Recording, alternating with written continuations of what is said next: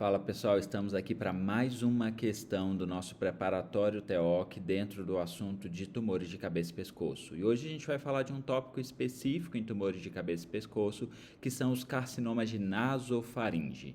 Os carcinomas de nasofaringe são, na verdade, uma entidade separada dentro dos tumores de cabeça e pescoço. Entidade essa que é mais frequente na Ásia e menos frequente no nosso meio, porém não é uma entidade rara. A gente consegue sim ver com relativa frequência na prática clínica os tumores de nasofaringe. É por isso que a gente tem que saber como tratar adequadamente os tumores de nasofaringe. Tá?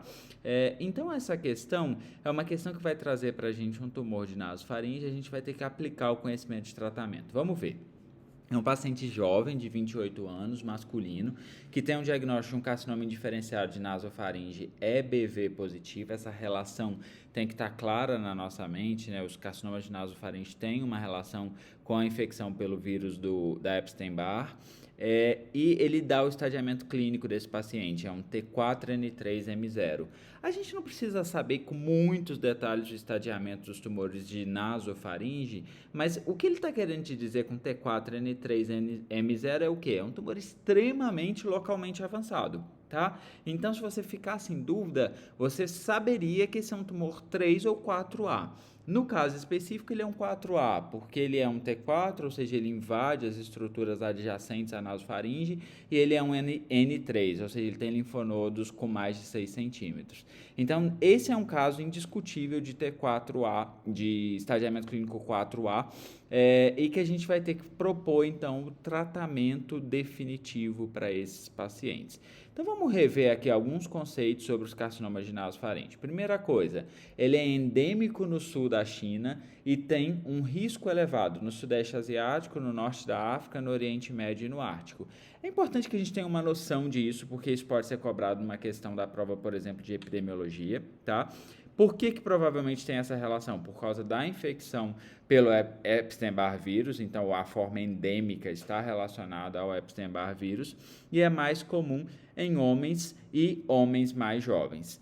E tem uma classificação, que é a classificação da Organização Mundial de Saúde, que a gente precisa conhecer, que divide os carcinomas de nasofaringe em 3 grupos. O tipo 1, que é o escamoso queratinizante, que talvez seja o mais frequente no nosso meio e é um tumor esporádico.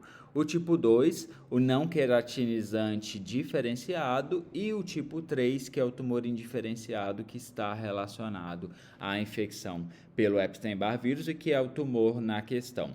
Como é que a gente trata os carcinomas de nasofaringe? Então, o tratamento desses tumores não é cirúrgico, tá? A gente vai fazer um tratamento com rádio barra quimi-rádio para esses pacientes, e o tratamento vai depender da extensão da doença. Se a gente estiver falando de um tumor estadiamento clínico 1, ou seja, um T1N0, a gente vai tratar esses pacientes com radioterapia isolada, com preferência para IMRT, tá? É incomum que a gente encontre esses tumores tão iniciais. O que a gente vai ver mais na prática clínica são os tumores de estadiamento clínico 2, mas os mais frequentes mesmo são os 3 e 4A. Os dois são aqueles T1, T2, N0, N1.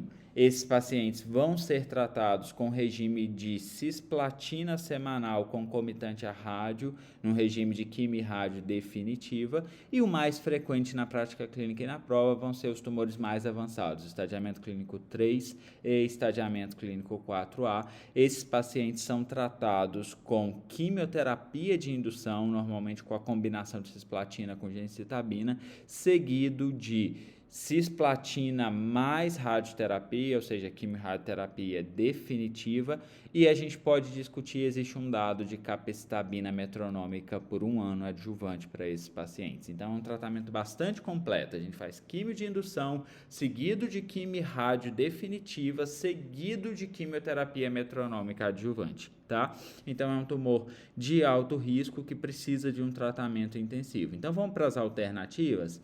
O que a questão nos traz? Vamos rever aqui um paciente jovem, carcinoma diferenciado de nasofaringe, EBV relacionado, estadiamento clínico 4A, ou seja, localmente muito avançado. O que eu posso propor de tratamento para ele? quimio de indução, seguido de quimio radiodefinitivo e discutir capecitabina adjuvante. Então vamos ver as opções. Letra A, cirurgia endoscópica sem papel. Letra B, cirurgia craniofacial sem papel. Vamos para a letra C. Quimio-rádio com cisplatina, seguido de cisplatina e 5-fluoracil de consolidação por 3 ciclos. Não, você não começa com quimio-rádio e depois faz consolidação.